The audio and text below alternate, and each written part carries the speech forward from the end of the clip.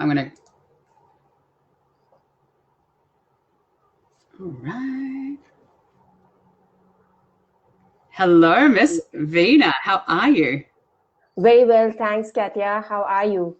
I'm fantastic. I'm um, absolutely loving the beautiful Auckland weather we've got today. It's been one of those days of just up, down, up, down. So, yeah, it's nice to be inside sometimes. Or maybe I shouldn't say that.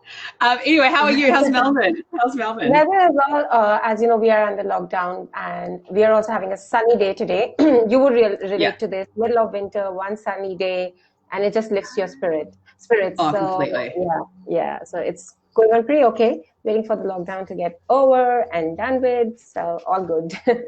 Well, I'm so glad you've come to join me today. I think we've had so many people asking about Facebook ads primarily, and basically how they can be used to create some pretty awesome campaigns. And I think for a lot of people don't realize the power of Facebook and the breadth that Facebook has when it comes to the digital arena. So thank you for coming on. And for anyone who doesn't know Veena, I've worked with Veena within our agency for quite a while now, for the last couple of years, and she's by far one of the most talented and strategic Facebook ads people that I've come across. And I'm telling you now, there's a lot of people who say they know what they're doing, but there's only a handful that can actually deliver and get results. So you guys are really, really lucky to have Veena as part of this. So thank you, my dear. Yes. Thank you so much for having me here. And I completely agree with you.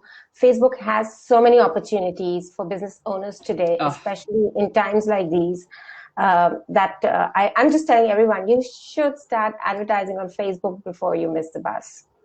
I totally agree. So, you know, it's probably, in my opinion, it's the most powerful platform, and especially when you've got a captive audience right now for a lot of people who are at home on their phones, looking at social media nonstop daily, you've got your audience right there. So it's about, and today what we want to go through is about how to create a plan or a strategy to make sure that you're reaching the right people, you're saying the right things, so you can use these tools to actually make an impact on the bottom line. So it's awesome. I'm excited. All right. So Veena, do you want to maybe just tell us a little bit about your background and how you've got into being where you are today? Sure. So, I worked with agencies like Leo Burnett, McCann, and FCB. So I have an agency background. I'm not one of those 20-year-olds who wake up one morning and saying, let's do Facebook ads and make some money. So all that advertising background also helps me to get that strategy bit into Facebook ads. And, you know, Facebook by the end of the day is just a tool. And a very, very powerful tool. If you don't feed in the right data, you will just not get the right results, right? And I think all that agency background, et cetera, really helps me get there. I started with Google Ads, actually, and then I moved into Facebook ads, which I think also gives me that upper hand, if that's the right word to use, as to how to use both the platforms. So I'm actually very, very data driven, and sometimes I just love to nerd about and geek out with numbers, etc. So yeah, we're similar like that. I love data too, as you know. And you realize how important that is in our business by the end of the day. It is, and I think that's something where why I love the Facebook platform. And for those who don't know, so Facebook basically isn't just Facebook. So Facebook owns Instagram, it owns WhatsApp. So there's a lot of other platforms that they're collecting data from. So that's why I'm just such an advocate for it, because you can basically target the exact right person based off what they're thinking, what you want to communicate. It's just about knowing how to do that properly. And if you don't know how to do that, it can be quite a disheartening, but quite it can be an expensive exercise. You know? So I think Veena, today, look, let's maybe just kind of go through the basics of, you know, how to really start to structure a campaign, what you need to do to start, and kind of go through from there. Because I think there's a lot of people who have a fantastic offer or a fantastic product, but just don't know how to go about even starting to create a campaign that's even close to being ready to go live. So are you happy with that? Can you run us through a few tips? Sure. So definitely I can do that. So I'll start a step back, and let's start from ground zero. Most businesses, the biggest mistake they make is they don't get their audience personas right. And And I would request anyone who, and I specialize in e-commerce. So, where people think I am going to target everyone, especially from 18 to 65. No, and especially when you're talking fashion, etc., you can't offer the same ad to an 18-year-old that you're going to offer to a 50-year-old. I mean, your product cannot serve both, right? Especially if you're fashion, jewelry, things like that. And that's why I always tell everyone, go a step back, define your audience persona. And by audience persona, I just don't mean, Veena, who's X years old, who lives in Melbourne. There is more to an audience persona. Those are my demographics. Great, you got your demographics right. Yeah. But get into the psychology of your customer. You really, really need to know what they like, what they don't like, what kind of books they read, what kind of Netflix shows or whatever series they watch, or what they do in their free time. Because Facebook will give you the targeting options. But you need to tell Facebook, this is the person, this is the type of person I want to target. The rest you leave on to Facebook. And that's the biggest mistake business owners make, is they don't have a well-defined audience persona. And Veena, I totally agree with that. And I think something else that's really valid to that. So for anyone who doesn't really know what a persona is, basically you're creating a imaginary person that represents one of your audience groups, right? And so you might say, hey, this is Sally. She's 33 years old. She's a mum. She reads romance novels, whatever. And you kind of start to build out what she does on a day-to-day basis. And from a, as you mentioned before, understanding what makes them tick, what their motivators are, what gets them up in the morning. Like you've got to, when we do it within our agency, we've got a 3 or 4 page document per persona. We get into the guts of it, because what you're wanting to do from my perception as well is it's not only about how they think, but it's how they talk, the language, how they communicate, and all of that information is basically put into your campaign. So, Veena, I think, what are some ways for people to be able to get, people obviously they're going, yeah, okay, that's great, but how do I get under the skin of my potential customer? How do I find out what they're thinking? What is some advice that you would give people to do that? So the biggest thing is you need to interact. Good old days, we used to have agencies where they would do the research for us. Now, small business owners might find all that very expensive. So you need to go and actually chat with your customers. A lot of e-commerce store owners might have stores, or you just, you have Facebook groups today where you put a question, and there's a Facebook group for every goddamn thing on earth. So, thank goodness. Yes, thank goodness. So you don't have an excuse that how do I research, because you just put it up on a Facebook group and you are gonna get hundreds and thousands of comments and things like that. So that's the easiest and the cheapest way to do. All you have to do is spend some good quality time there and go for it. That's one way to research your audiences. Secondly is deep dive into your competition. Look at what people are commenting on their Facebook and Instagram posts, because when your competition is posting something and how are people responding to that, that's so ignored, and you have all that data free out there for you. You just have to go and tap into it. So easiest are these two if you can't afford an agency and do all those high-end things, but these are the simplest, easiest ways to go. Yeah, I love it. Yeah, love it. Keep going. Another thing is, you always know a little about your audience personas, and this is something I've really recently started trying. If you get onto, a few shows, all the shows, the popular shows on Netflix have a Facebook page. They have their own dedicated Facebook page. And if you look at the kind of comments people are making, what they're liking about the characters, etc., you just need to get those nuggets from there. So these are things. This is something I've recently started doing, and it's really giving me a lot of in-depth, things into my target audiences. Another thing which we do is, when I started off initially, I used to do that a lot while targeting.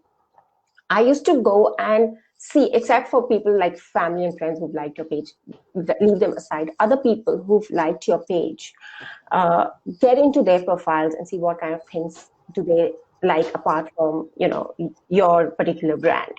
So, so that I used to do initially a lot. I've stopped like kind of doing it now because randomly people like all pages, etc. But yes, someone who's starting off can also, look into something like that. So Veena, with this stuff, what I'm hearing from it's not it's not, you don't spend 10 minutes doing this. This is something that you probably want to spend a bit of time up front, really getting to understand who you're talking to and why. And look, you said this is for e-commerce, but this is so translatable into any business. Like if you've got a service-based industry, you're a trainer or something like that, go talk to your clients. Ask why they choose you, why they choose your style, and listen to the words, listen to the languages, because that's going to become really important when you're creating your campaigns. Because something that I see so often is the business owner or the marketing manager who you're dealing with, they have a perception of something of their business, but most often than not, it is completely different to how the customer sees it. And then each different customer group or persona sees potentially your business in a completely different way. So it's really important to get that. So what would you like, how long would something like this take you to do research? So initially it takes you hours and hours. You really need to spend a good amount of time, and don't worry whether you're spending 5 days, 10 days, 15 days, because this is the core of your business. And it's an ongoing process. Just don't think you've set up the campaign once, it's over and done with. Because getting into the skin of your character, it's like a movie, just look at your favorite movies. The kind of time they spend years making a good movie, right? Or writing a book, to think about it.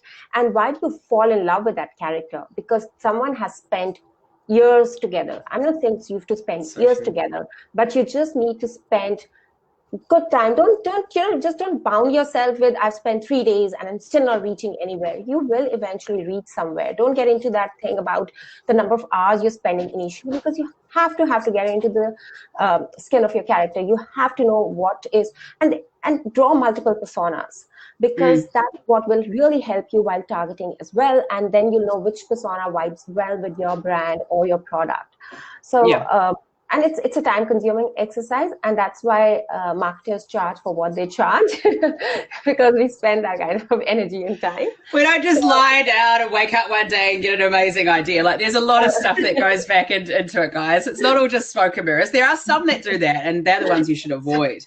But no, you're right. There's so many tools out there as well that people can use in order to do this. So, is there anything on other tools that people can start to look at more broader demographic stuff that you'd recommend? So something which is which is again a free tool, and which Facebook gives you, but that's just not got to do with audience personas. That's got to do with audience insights, and it's the most ignored tool, I think, in Facebook, and most people don't even know about that. Yeah. So if you just get into that tool, you will know if someone has liked, say an X page, they would have liked all these other Y pages as well. So sometimes those pages might not be available for targeting, but you can actually get into those pages and see the kind of language, the kind of people who are on those pages. And that is going to give you so many inputs to your own personas.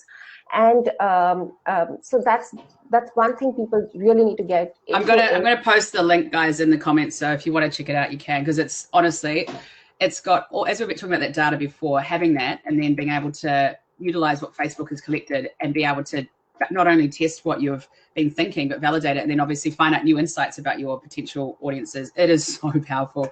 That's what I mean. There's so much awesome stuff out there. And as a data geek, as like you are, we get so excited about this. So yeah, I love it. And then one more thing is Reddit and Quora. These are forums. These are free forums again. Just post your questions. If I'm launching, say an organic perfume or something for women. So how do you think? What kind of flavors would you like? What kind of messaging? Not just use, not jargon, basically. Just try and use words that people are going to understand. And how do you see it? What kind of colors, etc. The kind of feedback you'll get on these forums is amazing. I've done it time and again, especially for very cluttered categories. As I work on fashion as a category, it's a very cluttered category, and it gets very difficult because everyone is using the same lingo. Everyone is, by the end of the day, trying to target the same people. So things like this really help, because then you get different words, different kind of nuances to pick from and use in your ads, which becomes a differentiator by the end of the day. I love that. And I think so. Use Reddit and tools like that to be able to. This is the whole thing, guys. We've got digital social media forums where you've got a two-way street, and this is why I got into social at the beginning, because it was the first marketing medium that I had ever come across or seen that was able to get direct insights, literally in a second from your audience. And just make sure you do that. We've helped on a bit about it because it's so important. Every campaign, anything you do in marketing or in business should be based off an insight. So make sure you're researching, you're understanding where you're at. And I'm so glad that Veena has pushed that home, because that's exactly how we think too. And it's important. All right, so let's go into a campaign structure, right? So then once you've done all this research and you've found out, okay, here's a couple of personas that work for us.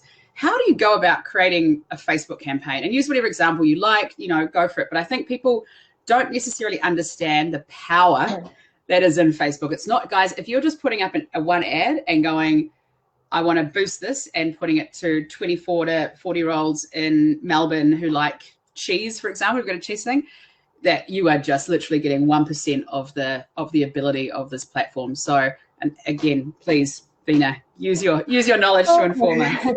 So once you've defined your audience personas, everything flows out a little quite smoothly after that. You need to find out hooks. Now, if it were a coaching client, you can always say the hook is, how to make, how I built a six-figure empire from my closet, which is like a done for that example, by the way. But if you're an e-commerce brand, then you really need to find out that hook. Why should someone spend those $700,000 on your product, on your, maybe a jacket or something, and not go for another brand? And that's where your audience persona comes in very, very important. So, and things like, a lot of ads you see is they're talking about fabrics. I mean, obviously, if I'm spending $1,000 on a jacket, the fabric better be good. So that's a given. A washing machine's job is to clean clothes. I mean, you can't say that for as a hook. So look for relevant hooks. So something like, I'm just bringing it right now. So something like, you can wear it from dawn to dusk. So, if you're wearing it to it in the board meeting and then you have a dinner date, this is a jacket which can be worn in multiple ways. So what are you showing here? Basically, you're showing your value for money. You're showing that this is this has multiple use, and things like that. So and then fabric and all that comes in later. That doesn't matter. It really doesn't matter to someone who was ready to spend that $1,000 on you. Yeah. Plus, so it's very important to identify your hooks, which will be identifiable with your persona. So that's step 2. Yeah, I just on that, what I tend to do as well, and this might be just a different perspective of looking at for some people. So when we develop personas, it's definitely looking at, okay, what's the pain point? What is this person or group of people going, I just want this solution? And it could be maybe they're a new mum, they've got a crying baby, right? And maybe their biggest pain is getting the baby to sleep at night. So if you can solve that through your hook, whatever their biggest pain is, that is anything about Facebook, like you're scrolling, everyone knows it, you're sitting there, you're on your toilet, whatever, you're scrolling through, you just see one little bit, one line, you've got to capture them like that.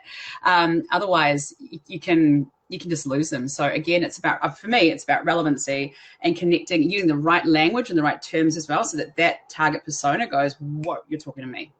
Yeah. So as you said about the pain point, the hook, actually, I missed out that step, and good, you just talked about it, because the hook will come from your pain point. Yeah.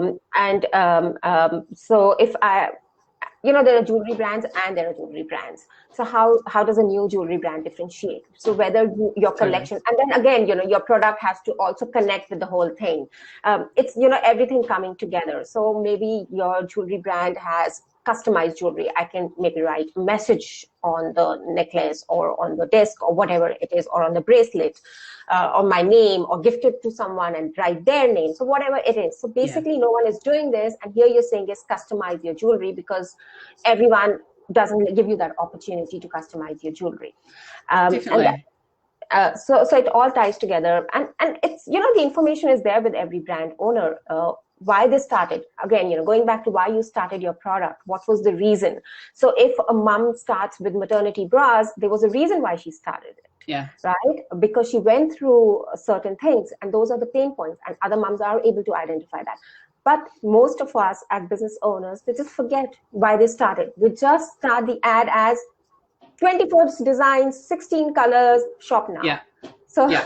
so you're missing out on just the features. They just go straight into features. Like, here's a stainless steel, blah, blah, blah, boring, you know, and like, sorry, it's like, where's the emotion, people? Marketing's all about emotion. And I love like what you said about the jewelry example, because, well, I know I've been targeted recently with a whole lot of bracelets, right, that you can give to your mum or something like that. So that for me just gets it like that, because I've just come, obviously recently I'm in New Zealand for lockdown, so and obviously seeing my family, and it's a time where everyone is wanting to be, or most people wanting to be connected with their family. And when I see that's my persona, right? Like being able to show my parents, and you know, to say thank you and all that stuff, what they've done for me, and that's the emotion. I don't give a shit about what the bracelet looks like or what it actually does. I'm buying off how that makes me feel as a person and how that's going to represent me to the people I love. That's marketing right there. So I love that. I love that example. All right, go on to what are we learning next, Miss Veena? So next we can talk about, you know, choosing the right campaign objective. Now, this is where it gets exciting. And I can, you know, I think even if we were to spend hours together on this, and I can give you a million examples where people will choose a traffic objective or a reach objective or an awareness objective or whatever objective except for choosing the conversion objective. Now, Facebook has, you know, so many objectives, and it gets very, very difficult for anyone to, you know, decide if you're starting out. So as an e-commerce brand, and now can I just quickly jump in before, because there'll be people on there going, what the hell is she talking about? So guys, in a thing called Ads Manager is basically the dashboard where you can create these ads. Now, we're not going to go into the full basic stuff today, but I'm going to put a link, and there's a free training thing called Facebook Blueprint. So if you have never heard of any of these words we're talking about, and you're like, what the hell are they go there, do the work, because it is a really good foundation to teach you how to be able to apply this stuff. Now, we could be here for Veena, like a week trying to teach this to people, but Facebook's already done the information. You get a qualification at the end, certification, I should say. Again, it's free, but it'll give you the fundamentals. Do the work first, guys. Don't try and cut corners, or you will lose money. Just heads up. So I'm going to put the Facebook Blueprint link down the bottom in the comments too, but jump back into it, Veena. Yeah. So as I said earlier, there are so many objectives that can get very confusing for you. If you're an e-commerce store, start with the conversion objective for your cold audiences, and for your retargeting, start with catalog ads. Yeah. And before we jump into all this, there's something else called a sales funnel. There's so much to talk about. I know. See, what we do, guys, is actually method to our madness, you know. We're not just these people who sit there and just push a button all day and like. There's a lot of shit that goes into this.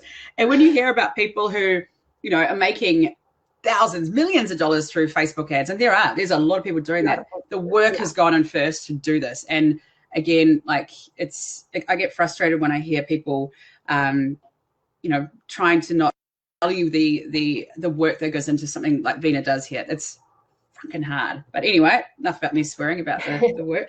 The sales pixel, and then also the pixel as well, I reckon. So sales funnel and pixel. Yeah. So okay, let's start with the sales funnel, and then I'll tell about the pixel. Yes. So what happens is, just imagine there are 3 types of audiences. So number 1, on top of your sales funnel is something what we call as cold audiences. These are people who don't know that they have a problem or your brand exists. These people have no idea that you even exist. It's as simple as that. So, and in the middle is people who have heard of, who know they have a problem, and who know there are solutions around, but they still might not have heard about your particular brand. So that's middle of funnel. And bottom of funnel, or the hot and warm or hot audiences, are those who know they have a problem, who know your brand exists, and who might have even interacted with your brand in some form or the other. Yeah. Now, if you really look at it, there are a lot of sales figures which keep changing. These data points keep changing year on year. So if you want to make a sale, sometimes some people say you need to have 17 touch points before someone makes that one purchase from you. But these numbers are going up because the number of people, competition in the market is growing for every category. Yeah. So you need to get those eyeballs faster, you need to be more aware, etc. So every e-commerce store also has to, first of all, create awareness for the product. Then they need to get that affinity towards the product. And finally, they need to sell that product. Yeah. And the structure we follow generally for immediately to get the, and there's a lot of work that goes behind that as well, because then there is conversion rate optimization, then there yeah, well, that's another conversation, guys. We'll get into that later. Don't you worry. So we can't even touch it here right now. We will take like 2 days just to talk about it. Oh yeah. So what really happens here is when you've chosen your objective, and you just create a very simple sales funnel to begin with, where you have your ad, which can be an image, a video, or a GIF, or a GIF, whatever you call it, which leads to your product page and your offer, and your people just make that purchase. So that's the simplest funnel you can follow for your e-commerce ads. Elements like, telling people, nurturing your funnel, getting a blog post or an article is stage 2. When you look at the data, you interpret the data, and you say people are not really, buying your product, or they need to, or your funnel needs to be nurtured more. That's when, we're starting engaging them a little more, especially middle of funnel, etc. So this is what we generally do. Bottom of funnel, I would say start with catalog ads if you have more than 1 or 2 products, because if you have, and most fashion brands, most jewelry brands, they have about more than 10 products. So what happens with catalog ads is Facebook shows the user the product they've interacted with, so it makes your job so much easier. So that's something that's like a structure you can follow. And now coming to the pixel, and we have seen accounts where they are boosting posts left, right, center, and saying Facebook ads don't convert, but they don't even have a pixel installed on the website. Have a pixel. Everyone who's got a website, put a Facebook pixel on it today. Today, okay?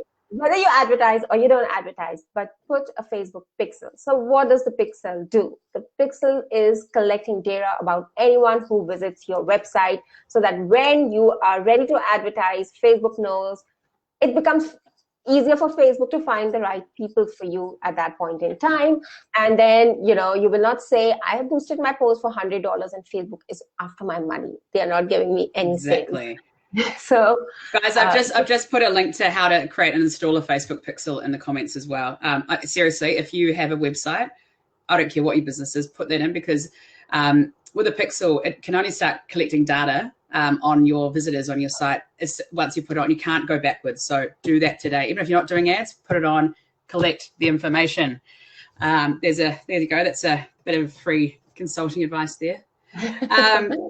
But yeah, so as you're saying, Veena, that informs the retargeting, right? So just so I'm clear what you're saying before, say I've gone to a jewelry business, I'm looking at a couple of different bracelets. The pixel is the thing that recognizes me and what I've looked at, and then it'll basically create ads based off what products I've looked at automatically. Yeah, that's what the catalog ads as well. And you can't set up a catalog ad without the pixel in any case. So you need a pixel. But even, overall, the pixel's purpose, apart from retargeting, is also to identify, is to keep looking, is to find similar audiences for you as well, what we call lookalikes, right? Because Facebook has collected that data. The pixel is intelligent enough. And this is like and I'm saying it, again here, the pixel knows more about me than my husband does. So understand me better than my husband does. So husband, go to the pixel, and that's how you're going to get the best anniversary present.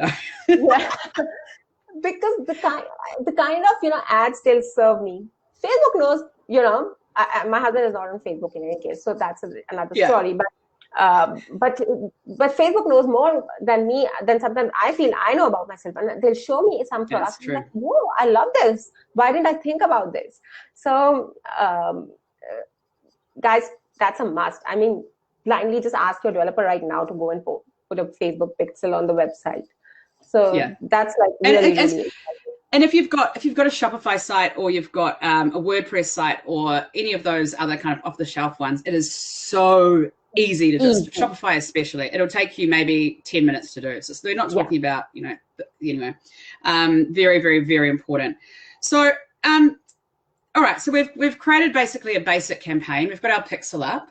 What do we need to know about copy or things like that, content really? So we all need to understand when someone is scrolling their feed, they don't have the time. It has to be a thumb stopping, what we call a thumb stopping creative, because there are so many advertisers who are fighting for the same real estate. So the news feed is the most coveted real estate in that sense, and everyone wants their share of ads to be shown there, and it's the most competitive as well. So make sure that you use, and there is a entire thing by Facebook as well. Use pictures, images, or videos that have contrast in them. So I just wrote some points yesterday. I thought it's easier for me to remember as well. So you have to stand out in the news feed. There has to be pattern interrupt. There has to be contrasting colors. Don't make it obvious it's an ad. That's another mistake which most people do, is they feel that you don't have to be addy. Remember what was the reason why Facebook was created? It's to connect with family and friends. Yeah. So you have to make sure that you engage your users. And the premise of the platform is its genesis is engagement, right? So we have to make sure that we are engaging. Otherwise, and that's why when you're setting up campaigns, we set them up as PPE objective. We take the post IDs and we put them in the conversion objective. So that's a little hack we try and follow. But having said that, even whatever you're creating, make sure you're engaging with your with the users. Don't just throw any random pictures out there. And honestly, stay away from cute kids, dogs, and cats. People are just going to randomly like pictures, and you will never get any conversions. Then you'll say, I've got like 200 likes and no one is buying my product. So just stay away from those. Vanity metrics, we call them, guys. It's like, it makes you feel good. But actually, if people aren't taking action, then really, what's the point? So yeah, don't just get likes for likes' sake. Ugh. Yeah, so that's a vanity metric. Just stay away from likes for likes' sake. But there are a few things. Even if you're using a video, just remember you have the first 3 seconds. And Facebook has these things written down. If you go into their in-depth things that they keep releasing, you have the first 3 seconds to catch someone's eye. So so generally we say introduce your product in the first 3 seconds, and that's then do the product demo, do the social proof on the video, etc. So there are certain formats that we like to follow, etc. And you can keep changing and moving around within those formats. And the best thing is Facebook loves video. We all know that, how they're competing with YouTube and how they're loving videos. It's not expensive to produce video. Your iPhones are good enough for your product shots. And for people in Australia, I would say there is this website called Frankie & Co, which they're not my client. I wish they were my client, but they're not. So if you look at them, how they are advertising, I love the way they advertise. I love the way they're pushing content on the Facebook page. So I think one of the ladies who owns the stores, she just wears the clothes and she just does it with her iPhone, and then they use that content, which is so relatable, especially for a brand that's selling around $100, $150 and under. So things like this, you really need to make sure in your creative. And then, so the first thing you need to make sure is your creative is something which catches attention, which stands out in the news feed, without it being cute pictures of animals. That's one thing we need to make sure. Unless you're selling pet products, guys. Yeah, unless you're selling pet products. But Katia, I've seen, I did this thing for a pet product recently, and we did 2 things, and we tested, and very good that you raised this, because when we tested product shots, only with product shots, where we had the pet food product shots, and then we had cute pictures of the pets. We didn't get any sales on the cute pictures of the pets. But with the Wow. product shots, we got very good conversions. So, and that brings up a good point, Veena. It's as well, guys. It's you may think something. You've got to always test when it comes to campaigns as well. And guys, just quickly, I've popped up the Facebook ads guide that Veena was mentioning before, and go to that. That tells you the size that Facebook recommends for ads, the type of content to create, how to use it best practice. It's great. Again, there's all the resources there. It's just knowing where to find them. Sorry, Veena. So yeah, in terms of when you're doing creative, how do you go about testing? What kind of things can you test? What are the important things to be doing? Don't try and test everything at one go. Test one thing at a time. Because that's the mistake most of us make, is that, we will try and test the landing page. We will try and test 200 different visuals with 10 versions of the copy. Don't do that. Use Facebook split testing tool. It's again there. It makes your life simpler, and it's pretty good. I use that a lot. Yeah. So test one thing at a time. And when you're testing, whether you're testing audiences at stage 1, then stage 2, you can be testing creatives, which is visual, and stage 3, you can be testing copy. So you can split it accordingly. And don't try and test 200 copy variations at one go. Just narrow it down and that's how you'll find the winning copy as well. So, and test and landing page also. Even when you're testing landing pages, don't make 300 changes and say I have to test it all at one go. Don't do that. If you're just changing the color, make sure you're doing it in a staged fashion rather than trying to get it all done together. Because then, if it's like anything, if you're changing, you think about basic science when you're at school. If you're doing an experiment, you change one variable, right? Because that's how you start to isolate what the actual issue is, or what you need to change to get to where you need to be. It's the same principle here, guys. If you change 10 variables, how the hell are you going to know which one's actually the one having impact or the one driving more conversions? So just do it. I know it can be frustrating if you're just wanting to get to that end goal, but marketing, especially when you're setting it up, is you've got to have patience. You've got to do it properly. Otherwise, you're in a position where, as I mentioned before, you could lose a lot of money. Sure, you might hit it in one go. Awesome, great.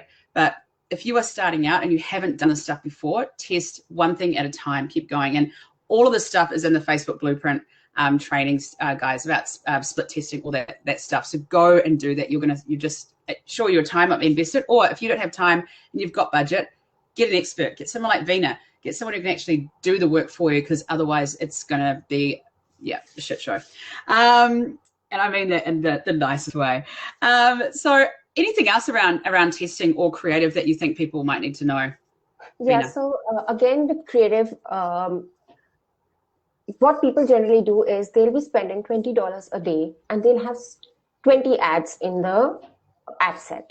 You don't need 20 ads. Start with 3 or 4 max, because $20 is a very small budget. None of your ads will get those many impressions or reach, etc. And it's not fair on any one creative in that sense. And if you think, while testing again, maybe with one audience, your that particular creative, doesn't do well, but you think, it might vibe well with the other audience, go ahead and test it with another audience. So many times, what we generally do with our clients as well nowadays is you don't need to change the video completely. You can change the first 3 seconds of the frame and test it as a new video, because you don't want to get into video production all the time. And it again depends on category, and it again depends on the industry, because some brands have evergreen fashion range and they don't want to keep changing those clothes or do new videos. So the best thing is change the first 3 seconds, and Facebook, actually the algorithm reads it as a new creative. Yeah. Make shorter videos. Sorry, one more thing. No, I love it. This is write it down. I hope you're taking notes, people. So what is happening is, as we are seeing, advertising on the platform is going to get more and more expensive as more customers come in. So how do you actually, and here is the thing, how do you actually, so Facebook is also trying to get into more placements. So whether you have ad roll, which will happen when you're watching a video. It will come in between, whether you have Instagram Explore, Instagram Stories, which I really want to talk about is Instagram Stories, or it's Instagram, they've launched Reels. So I'm pretty sure after some time, we'll start seeing ads in Reels, we'll start seeing ads in Facebook groups, etc., etc. So how do you really, what kind of content do you really create for that? What you can do is look. So there was again a study, I think 2019 or 2018, where they said people watch 6 to 8 minutes of video, 6 to 8 seconds of video on Facebook. So create shorter content, create 10 seconds, create 15 seconds. That's about it. And then, retarget that to 75% people who have seen your video. So these are some things that we can really keep in mind, especially with the platform changing so rapidly. Yeah, and that's the thing, guys, is that Facebook and actually any digital platform, these things do change. The things you're learning today may not be relevant in a week's time, to be honest, but it's normally a bit longer. But normally every 6 months, there's a pretty big change within these platforms. They tend to release a new, the algorithm changes. They tend to release new ways of being able to bid. So you need to keep across this stuff. If you're going to do it yourself, keep across the research and the materials to keep you up to date. And that's why, in fact, people like us are in this every day, because we have to. Otherwise, you miss out if you want to stay top of the game. Veena, I think what would be cool, you've mentioned a couple of things about audiences, and I think maybe going into a bit about that, then we can talk a bit about maybe placements as well. You mentioned like Instagram and things like that too. So which one would you like to do first? Which one you feel is going to be a bit? Anything. We can start with audiences. Let's go. Yeah, all right, audiences. Yeah. So what kind of audiences can people target on? Like, it's not, as I mentioned before, it's not just purely the age, the location, and one interest, right? There's so much more out there in the world of Facebook. Please let us know. So, broadly speaking, Facebook has given us 3 categories: saved audiences, which is your interest audiences, where if suppose I'm selling activewear, so I can do what kind of competition brands are there, and so say in Australia we'll have something like Lululemon or Nike, Adidas, whatever is there. Then you can also look at for activewear, you might want to do gyms, people who are interested in fitness, who are interested in health and wellness, because it's activewear by the end of the day. So that's your interest audiences. And especially if your pixel is new, you don't have much data on this, we start with interest audiences. But if you're a brand that, or if you have, a good customer following, you're already doing some sales, maybe, you are doing some 40, 50 sales a month or whatever, what you can do is you should start with lookalike audiences. Now, this is the greatest thing which Facebook has launched. Though Facebook says you need 100 people who have visited the website or who have done purchase, but generally, higher the number, the better the quality of lookalikes is. So what is a lookalike audience? So lookalike is similar to someone who has visited your website. Lookalike is someone who has visited similar to someone who is on your email list, who has purchased from you. Let's go a step further in lookalike, the lifetime value lookalikes. Now, what happens with that is you can put a value. So say someone has spent $80 on your brand on your shop, and someone has spent $400. So obviously someone who has spent $400 is a higher value customer than someone who has spent $80. So you're giving all that data to Facebook, and Facebook is looking for similar people for you, and which is like, wow, because it's doing all the hard work for you of looking for the right customers. And this is why, with that, sorry, Veena, just to jump in, isn't that why having your personas up front is so important, and having the right people onto your website matters? Because if you had that example before where, you put a cat up and then you get suddenly, sure, you get 1,000 people through to your site, but they're not relevant to your target market. You don't want to create a lookalike off those people. Otherwise, you're just going to get more crap. And that's why it's all about quality traffic, and that's why quality traffic plays such a huge role in Facebook ads. It's a machine, right? If you put in crap, you'll get out crap. If you put in gold, you'll get out gold. It's as simple as that. So, and that's the way it should be treated. It's it has nothing personal. So when someone says, it's burning, Mark Zuckerberg is taking my money, and stuff like that, I will laugh at them. I think he has nothing personal against you, because if you No. do well on his platform, you'll spend more. You'll end up spending more. So why wouldn't he want you to spend more? It's as simple as that. So and again, coming back to audiences, this is how we can act. And there is so much to offer. You can create lookalikes out of your people who've engaged with your post, people who have engaged with your Instagram account. There are so many options out there. And again, so that's another thing. And then the third category is the custom audiences, where you can do it according to people who have visited your website, who have purchased from you, who have added to cart, and then create lookalikes of those. And so many times you must have seen those ads where a brand is stalking you and saying, "Hey, gorgeous, we saw you putting this into your cart and buy it." It's simple as that. They are targeting you because you added that particular product into your cart. So and those ads are so important. Like if you're anything like me, I'm a bit of a magpie, so I'll go, oh yeah, oh over here, blah blah blah. So I either forget that I've done something, or I'm looking at a competitor for a price comparison. So if you make sure that you keep popping up in their newsfeed as well continuously, people might just forgot, as I said, or they just get distracted. So you make sure you can make it as easy as possible for people to click through and actually buy. That's why I love custom audience. I think it's so effective.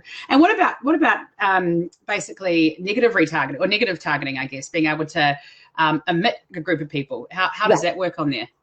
So what happens is, when we are setting up any campaign and we are targeting cold audiences, we always exclude people who have visited the website, who have engaged with the page, and who have purchased or added to cart, because we are targeting those people separately with a separate messaging. And here again, when we are working through the funnel, this becomes very important, that we don't serve the same ad to everyone. Now, someone who has seen, who has liked your page, but has liked your ad, but has not clicked on the ad, has a very different mindset from someone who has added to cart, because someone who has added to cart has is more likely to buy from you, rather than someone who has just clicked on the ad or seen your content. So something happened.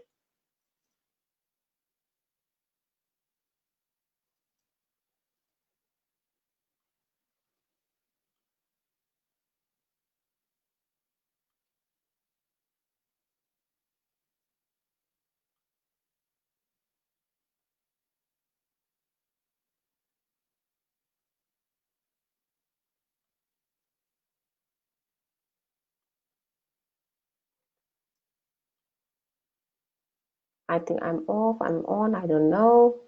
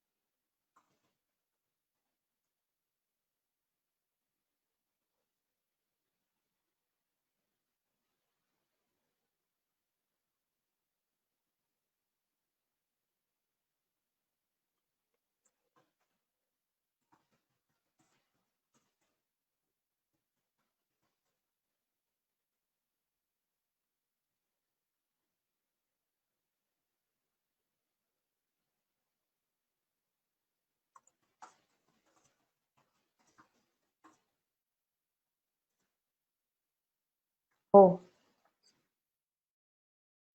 sorry, I think Katya's internet dropped, and there was some issue with the internet. So sorry, I think. So what I was talking about was, so the messaging you'll show to someone who has added to cart, and someone who hasn't, who's just interacted with your product, is going to be, who hasn't interacted with your product, is going to be very different. So that's something we really need to make sure we are not just talking to them in the same manner. And another thing is, someone who has not clicked on your ad might also need um, who has not added to cart might need a separate different type of nurturing than someone who has added to cart. So someone who has added to cart might just need a reminder, and someone who has maybe clicked on the ad might need a nurturing of a different kind. So that's on how to nurture the funnel.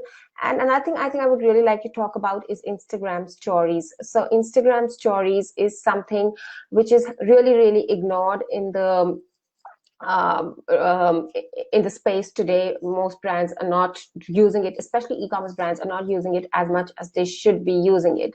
So something we use Instagram stories is for retargeting, especially, you know, where you are showing a line of fashion range. You can do carousels with that. You can do videos with Instagram stories. I think, Katya, are you back? Okay. So, hi, are you back?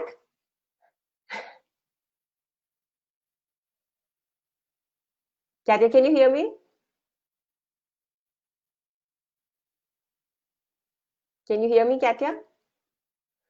So, okay. So I was just talking about Instagram stories. I think Katya's Wi-Fi is not working, so it's all right. I'll just talk about Instagram stories. So Instagram stories is something that we should really look at. It's 10 to 15 seconds videos.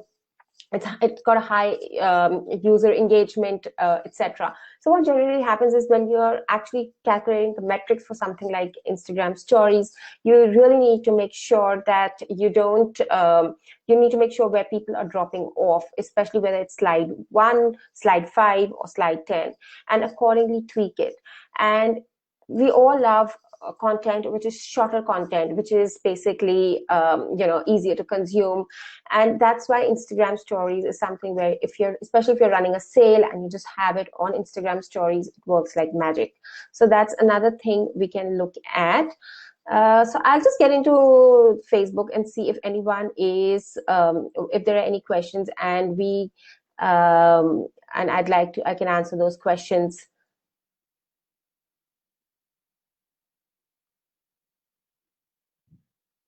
So I'm just seeing, I've got into the group now, and I'm seeing, yeah. So any questions that anyone wants me to answer? It's anything else? Otherwise, I can just, you know, wrap it up with a few other tips. So another thing okay, so now Black Friday, Cyber Monday is around, it's like coming in November, but a lot of preparation should go before that. And that's the time, if you really, if you have an e-commerce store, you must start planning now, and you have to make sure that that you test your audiences now, you get your offers in place now, so that you can actually beat that so you're ready for the competition at that point in time. So that's another thing which we need to take care of, is Black Friday. So what's a good starting budget? I think anyone who is wanting to start with Facebook ads, please start with at least with $1,500 and above. Don't think that, you know, and that's for testing only, and you know, your agency can help you, or you can decide to test that within 2 weeks or 3 weeks. So you need to spend on the platform to actually see results. Facebook needs data to start optimizing your campaigns, and trust me, $1,500 is nothing. It's actually nothing to start with. That's the minimum for testing that someone needs. Um, and be prepared for one more thing. You will lose money before you make money, because no funnel will give you results from day one.